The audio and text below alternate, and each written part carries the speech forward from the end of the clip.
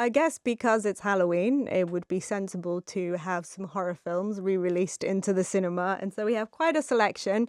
So we have 3 4K restorations. We have 2 John Carpenters. We have They Live from 1988 and Prince of Darkness from 1987.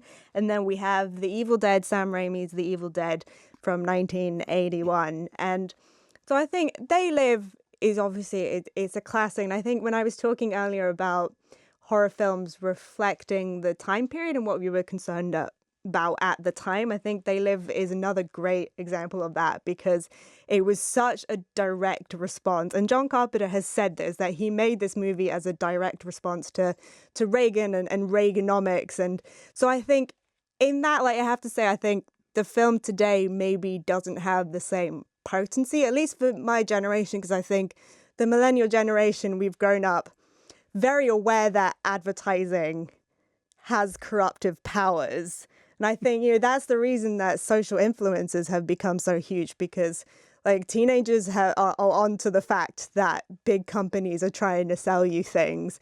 And so I think this idea of, him putting the sunglasses on and suddenly he sees the truth is maybe not quite the same as it was then, but that's not to say that the film isn't as good. I think it almost makes it better because it's such an incredible time capsule of, what it was to be, the Reaganomics era.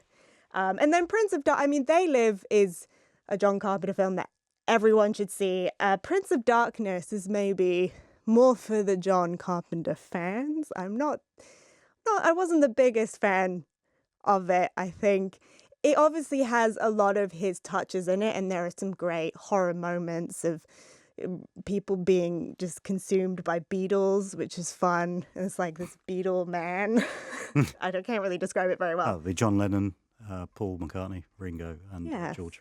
Yeah, or Beetlejuice, which is also coming out for the 30th anniversary, which is one of my favourite films of all time. Very influenced by Lydia Dietz in my personal life. No. But what a surprise!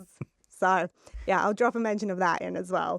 There you go. By the way, and John Carpenter, and I'm very aware that I've dropped in Elvis references this week. I did with Jane Fonda as well, but John Carpenter also directed the Elvis biog as well. 3 Elvis references. Just thought I'd throw that in. Is that a record? What's the most Elvis references that you've made in a show? In a show? Yeah. I don't know. It's probably hundreds. It's probably the first one I did, actually. I think I've Elvis every third word. Although there is actually a connection between The Evil Dead and John Carpenter, which is that Sam Raimi he was just a comedy director. He had no interest in horror, didn't really like horror, was very scared by them.